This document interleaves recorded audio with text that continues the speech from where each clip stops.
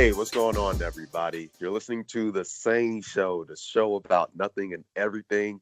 I'm your host, Cliff, and today I have with us smooth jazz guitarist, producer, and songwriter Garry Percell. How you doing this afternoon, Gary? Hey, I'm doing great, Cliff. Thank you for having me, man, on the same show. I appreciate you coming on and taking time out of your schedule to join me this afternoon. I'm super excited. Like I told you before the recording, the smooth Yeah. jazz is one of my is my favorite genre. Sorry, not one of them. It is my favorite genre. Oh man, Uh, happy to hear that. Yeah. so really quick before I introduce the topics, I want to take a moment to quickly acknowledge our listeners. I want to acknowledge everybody for continuing to listen and share, like, subscribe, everybody around the world in all 7 continents. Thank you again for continuing to show your support for the SANE Show. And if you are listening and haven't done so already, be sure to follow us on social media.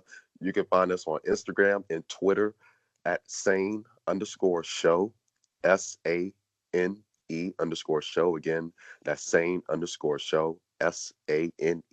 And then you can find us on Facebook at The SANE Show. Again, on Facebook, that's The SANE Show. So we're going to go ahead and introduce our topics. The first topic we're going to talk about is smooth jazz. Excited about that one, highly anticipated one. And then Yeah. we're going to talk about how music appreciation varies by the different generations. That's also going to make for a good conversation as well. Following that discussion, we'll have our interview with Garry so that you guys can learn about him, the things he's got going on, and also his music career. So I'm excited for you guys to get to learn about him and that new single that he's got out as well. So let's go ahead and hop right into it with smooth jazz. So again, I always talk to my guests about, where I'm coming from with the recording or with the topics on the recording. And one of the things I was mentioning to you is like how smooth jazz is a unique genre. Yeah. And go ahead. Well, it's definitely a unique genre. This day and time, you hear a lot about grown and sexy and Yes. grown and sexy music. All that kind of puts you into that smooth jazz side. And Hmm. smooth jazz is just a great genre of music because you don't hear a lot of crazy stuff that goes on there, if I can say that. It's about people coming together and just sharing this love of music that Right. started way back from generations and generations. We have this marriage between jazz and R&B, and those R&B babies from the early years on, they've gotten older now, and so Right.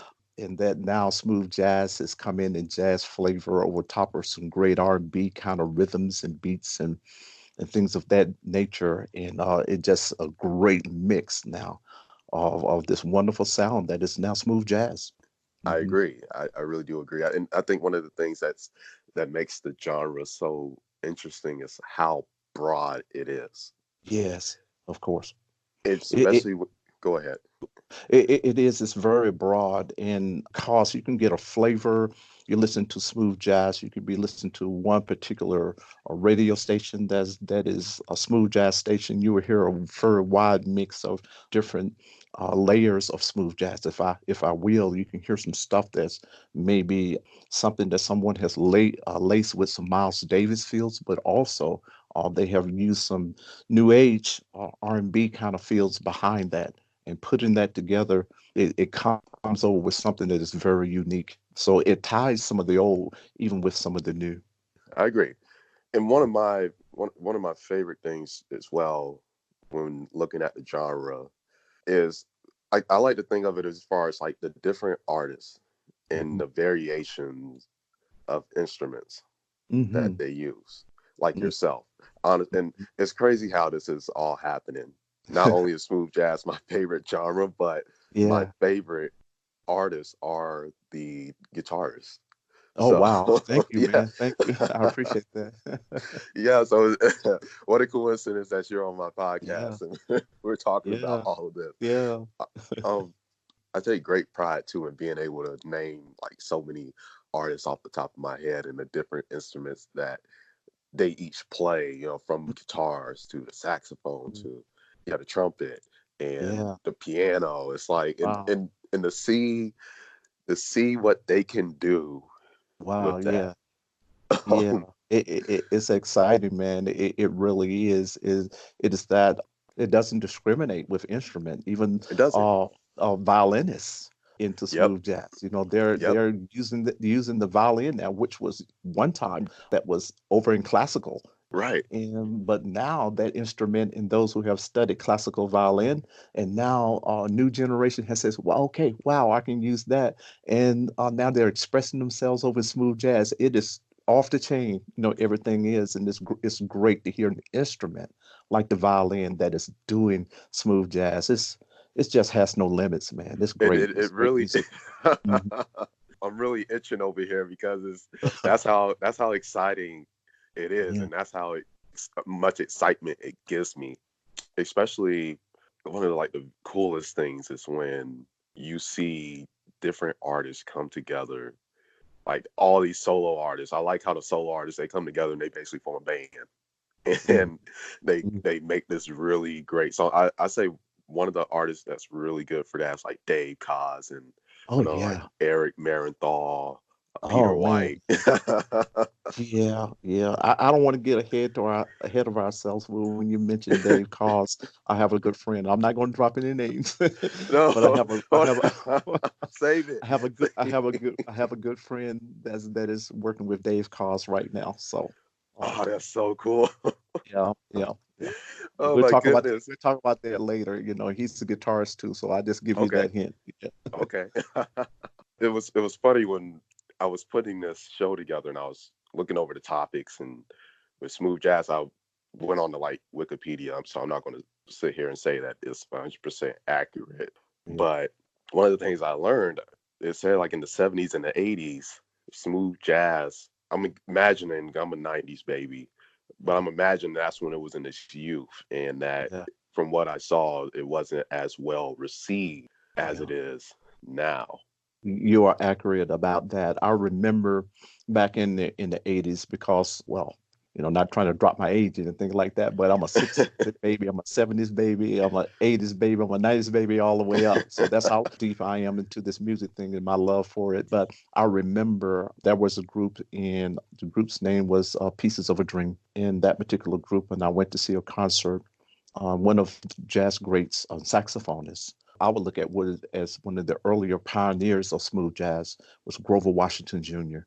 And Oh yeah, although yeah, that's my guy. he was a mainstream saxophonist as well, but also I look at him as the father or the grandfather of smooth jazz.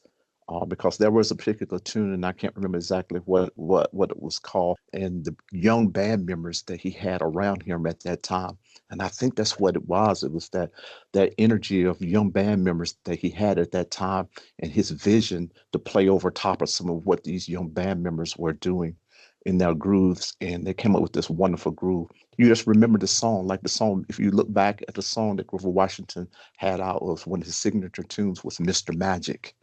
And Hmm. if you listen to that particular song and listen to it through, oh man, it's right up here now with smooth jazz.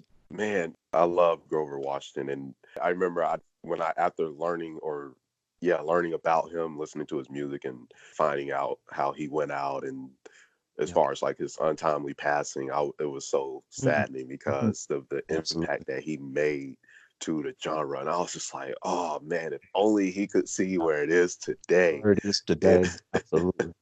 and Absolutely. but it's so funny you talk about those young band members and that Sure. youthful energy, Yes. because that's a Mhm, lot of what I'm seeing, especially when I get a lot of my songs from iHeartRadio's Smooth Jazz mhm, station. mhm. And I love the fact that when I look up a lot of these songs and see these artists, like Mhm. they're young people. A lot of these people are Yeah. young people, and it just brings a certain level of energy. And even like Kim Waters, his daughter, I Yeah. believe Yeah. Kayla Yes. Waters, when Yes. I made the Yeah. connection just Mhm. recently, I'm like, what? That's That's right. crazy. Yeah. Yeah, it's just the passing of the torch, man. It's the passing Yeah. of the generation. But and I don't want to get too ahead of myself, but that's what it's really about. I recently went to a smooth jazz concert, and some of my friends was performing on, and man, I was ecstatic when this keyboardist that came out, and I didn't connect the dots When you were mentioning about solo keyboardists, Hmm. and he's an older gentleman now today, but as I remember before, he was one of those that was on the pioneering side with Grover Washington, and the keyboardist of one of those hit songs that came out from that sprung Okay. off of Grover Washington. And I went up to talk with him, and he says, "Yeah, I was the keyboardist for Pieces of a Dream," which he still is part of Pieces of a Dream now. Wow. Wow. Generations, Wow. man. And now you got younger generations that are looking at him and seeing that Mr. Washington will be very happy if he was still here with us today to see Yeah, the fruits of his labor. Yeah. exactly.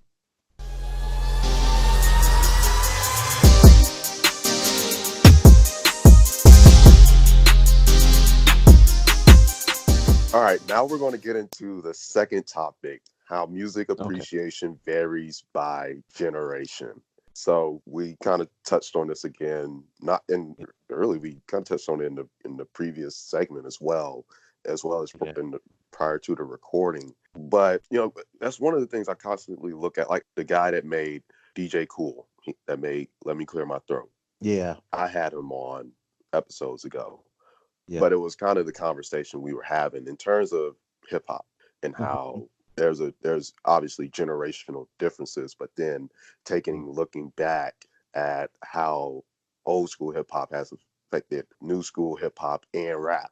But Mhm. in music in general, you can see the differences all across all genres. And because when I think about my generation, I think sometimes we focus on different things versus generations before us. I don't want to sit here and say who's right and who's wrong, Yeah. but being able to look at certain aspects of a song, I like to say our generation probably gets a lot of flack for putting a lot of putting a lot into production, Yeah. the instrumentals, and and which I can agree to an extent, especially when I guess the lyrics don't support whatever it is Mhm. your values are, and which that's why I think genres like smooth jazz are unique, because you can find songs that are just as good that have no lyrics, and Wow. Yeah. it's just all sound and production, Oh and it's man. just you can Yeah. jam out the stuff like that. But you see where I'm coming from as far as like the how appreciation of music varies. It does. The appreciation of music varies by generations. A case in point, I have a friend that is now presently performing with and playing with a mainstay R&B group right now, a Grammy Award winning one, and the music is still strong, and the following is still as strong as it was over 30, 40 years ago. Those Wow. same songs that was recorded, there were number one songs or chart songs over 30 years ago, is still as strong today, even when it's performed by that one particular artist that I'm speaking about. And they're packing out arenas all across the United States and other portions of the world. And it's just that appreciation of some generations. It's that they appreciate the music. And if I can say this, is that what I try to do with some of the younger musicians and striving musicians out of my area that come by my recording studio, and we sit around and we talk a lot of times about different things when they come in to record. I take the opportunity to kind of let them know about the history of music. And in some cases, I try to help them to understand is that when you begin to write a song, think about longevity when you're writing a song, because now we're in the area of, I want it my way. I want to have it like I want to have it, and I want it now. No, I wanted it yesterday. And so a lot of times we will get into situations where a lot of young musicians and some of them would write songs just based on the moment and not really thinking about, longevity down the line. And it comes from, what you put in. I often look at it like baking a cake, or pie. The bottom line is that if you want a good cake when it comes out of the oven, or a good Right. pie when it come out of the oven, you got to put in some good ingredients. Right. No. And so therefore, if you want a good cake, put in some good ingredients. And it's going to take some time. That's Right. why grandmama's cakes and pies taste good, because she baked them and she put them together with the ingredients with some love. You know? Exactly. And so music is the same way. Is that if you put the ingredients in, those ingredients that you put in is based on love, and that when you create that song, is that when it's heard, that same love ingredient that you put in it when you were baking that song, it Hmm. comes out when other people hear it and they can taste it, and it becomes longevity. I really Yeah, agree. You make me think about Michael Jackson, right? yeah, yeah, Especially in, it's crazy how much his music is sampled and how yeah. many covers are made, especially like in the smooth jazz genre. Like Hmm. it's crazy how many people do samples of his songs, especially with Human Nature. I Yeah. Oh, probably, yeah, yeah, yeah, yeah, and just thinking about like the impact that he's had on every single genre. And I know one of the things I think about is so I'm so glad that you mentioned music history, because one of the things being in, I was a, I've gotten to see Michael Jackson a lot, not yeah, actually in person, but just growing up and him yeah, seeing him still being alive, and his music's being a little bit more, I guess, out there than it is today. And I think about the generation that's coming up after mine, and just like, yeah. are they going to know Michael Mm, Jackson like we know Michael Jackson, mm, mm. and his impact on music? Wow. You Oh, the feel me? world. Like that Yes. kind of Yeah. stuff. Yes. Yeah. So those are kind of things I think about, because you really got to understand these people. They're not with us anymore, and they're not making any more music, but Yeah. take and understand what's here Mhm. and how it's impacting what people are doing right now, that Yeah. kind of stuff. Yeah. Uh, so, because even it's like you say, even with jazz, think Yeah. about that. I know my favorite group is the Rippingtons, Oh, yeah. and Yeah. you Great know, group. I listened to them. Yeah. man, I like you, man. Um, but just seeing some of the people that they have, or some of the other artists that they have touched, and Hmm. or that one of the things I've noticed that a lot of people have been a part of the group for, maybe at a short stint, but went off, did their own thing, and but Yeah. you can still feel that in the music, and how the being a part of the Rippingtons has affected other people's career. So just those kinds of things, and it just always just leaves me in awe. Like, wow. It is, man. Music is a legacy, man. It is something. And I was just here in my studio talking to another young musician. Actually, he's a hip hop artist, a rap artist, and we're just sharing, talking about music, you know. Hmm. And when you get up in the age, when cats start calling you Unc, then then you know that you're seasoned. I look at it as that you're seasoned. And we were just talking and discussing music and things of that nature. And that's a wonderful thing. I enjoy sharing what little bit that God has blessed me with, and what I know Hmm. to a younger generation, to help them connect the dots, to the past, which let them know this is how they got here. And the bottom line is that none of us in music got here on our own, that we stand on shoulders of others many generations before us. And that's Right. the respect that we have to have. I don't even know how to follow that one. Oh, I'm But sorry. you are, no, but you're right about that. You are truly right about that. And from grades, what, 4 through 12, I was part of a choir. Attended an art school, and to hear someone like yourself say something like that resonates with me deeply, because as a former musician, that I have that same level of Yeah. appreciation, and just how you look at it, I look at it just the same way.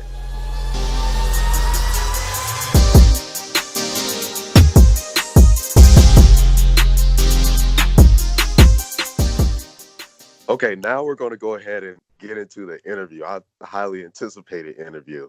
Uh, Okay. just talking to you through the course of this show, you dropping some of the gems you've been dropping, and so mentioning, or not having mentioned that said artist's name.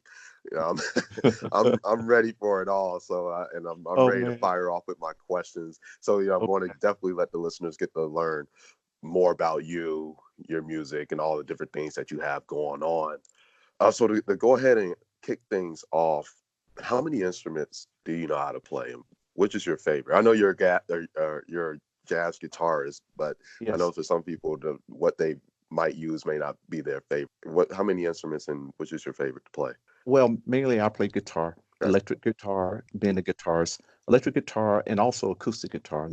the classical guitar with nylon strings or the steel string acoustic guitar as well, but electric guitars. Also, I play bass guitar as well, and just a bit of keys.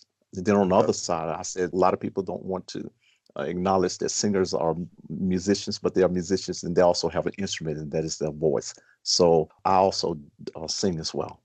Yeah, you That's mentioned cool. that you have some choral background, and so do I. So, I took chorus all right through school, man. That's Yeah, cool stuff. I'm so glad you said that because I think people oftentimes forget that yes, I think that. Yeah. singers are musicians as well because of that reason. Like I said, your vocals Hmm. and your singing ability is It's your an instrument, instrument. hmm It your is. voice. Hmm. It is. Yep, that is true. And now you got me thinking of my as a podcaster. I'm used to using my voice as my Use your art. voice. Yeah, I'm gonna take that and run with it. I'm with it. So how long have you been in the I like to say the entertainment business, not just the music business. Wow, I would say around about 44 years. 44 years. I started out very young. My mother is a musician, she's a pianist. Of course, she grew up in the church and played piano and learned piano. And so she played for a lot of church choirs in our area and singing group too as well. Her and her sisters, all of my aunts, they had a group called the Sisters, which was a female gospel quartet. So Hmm. she instilled in us very at a young age, with instruments and singing. There's a lot of music in the home. I started out at a very early age into music, and it has spanned about 44 years now. Really quick, who was that artist you were talking about earlier? The one you said that your friend was working with, Oh, or oh, you want me to drop that? please, it came back to my mind. Before I forget. Okay, only by your permission, I'll drop names. And Frankie Beverly and Mays. His drummer that is with him right now, his name is Calvin Napper, which is Okay. a good friend of mine. We work together, studio wise, Hmm.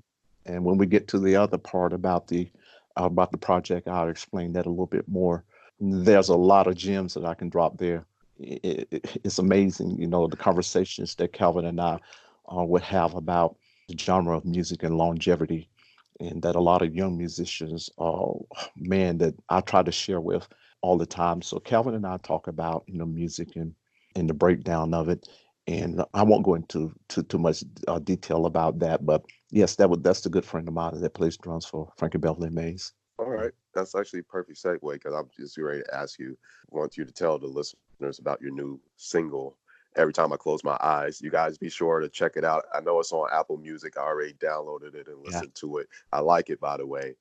Thank you. So Thank you. if you could go ahead and just tell the listeners about that and so give us some insight into, the process, putting it together and everything related to it.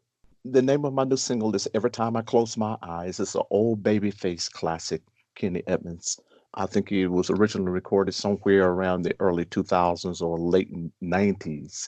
I was looking for a song to do and a song to cover at that point, and uh, I heard it through some old material that I had, and I also heard another version that was done a little bit later on by another saxophonist.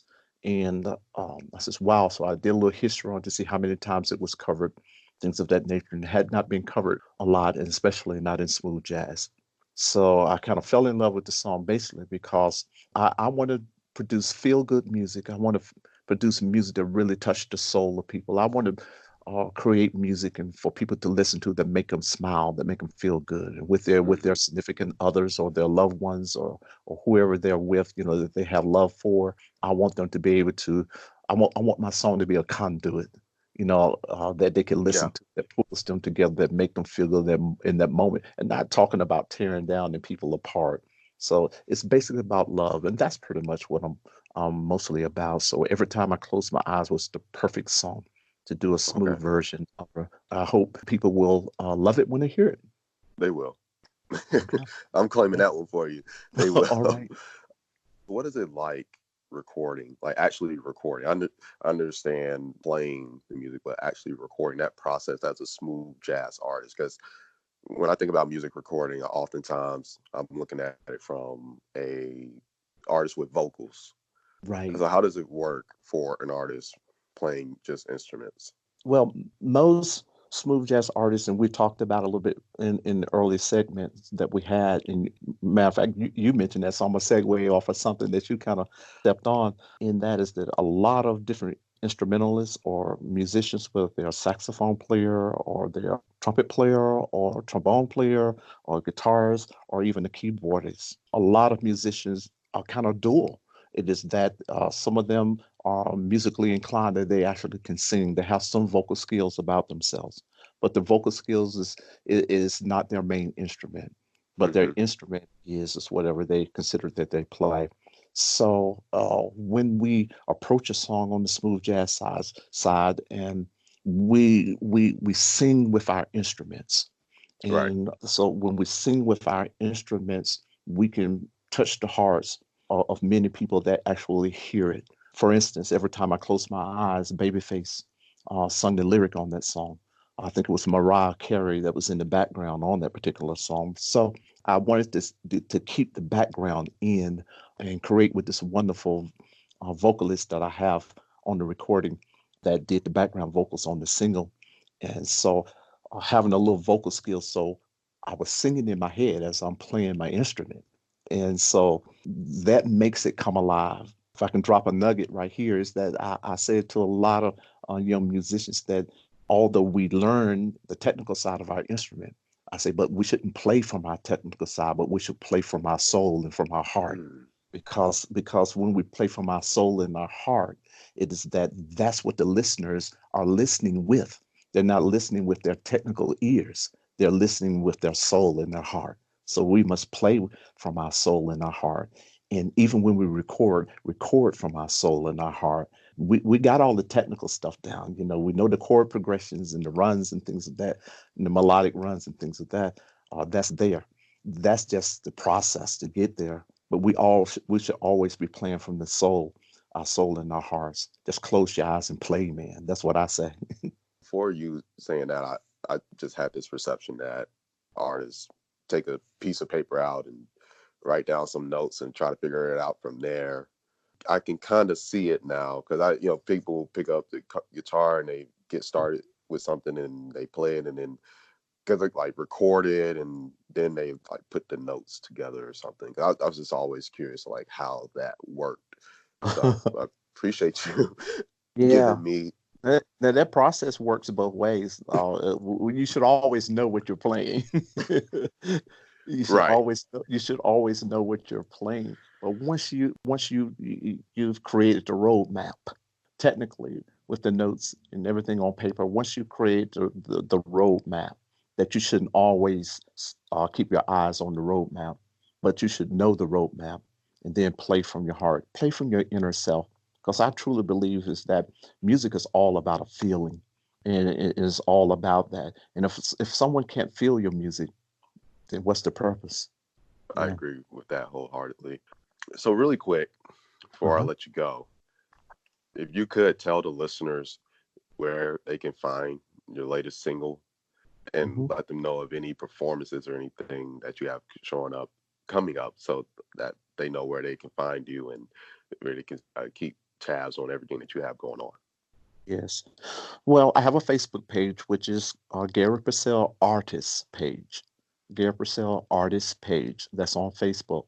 And what I try to do with the Facebook site is to have updates on there, exactly where you can find the music, where some performances are going to be, pretty much what I'm going to be doing. You can reach out and just chat if you like to.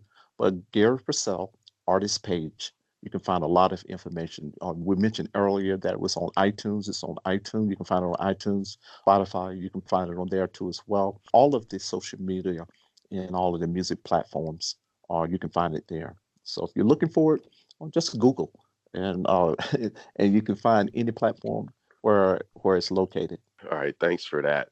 And Yeah, you guys heard them. We got a rewind button, and so if you need to and get all the information, definitely yeah. rewind and catch it all, go check out his music. Go follow him. You got any questions for him, or you want to learn a little bit more about him and his music, definitely go on social media, hit him up. Again, his single, Every Time I Close My Eyes, is streaming everywhere. Again, go listen to it. It's a great song. You won't regret it. Garry, thank you for taking time out of this beautiful day to sit down with me, talk to me and the listeners on the SANE Show podcast. Really appreciate it. I really enjoyed you. Definitely got to have you back on in the future because it Yeah, was definitely man. fun talking to you. Hey, no problem. Anytime, Cliff, to help me on the show. I would love to come on to share what little bit I have with you and the public. Just reach out Yeah, to me anytime. I really appreciate that. Thank you again. With that being said, again, thank the listeners. Thank you all for listening. Continue to like, share, subscribe. Again, find us on Facebook, Twitter, and Instagram, SANE_show, SANE_show, and then the SANE Show on Facebook. Feel free to reach out to me if you have any questions, want to learn any more about the episodes, about the guests as well. With that being said, this is the SANE Show, the show about nothing and everything. And until next time, we're out.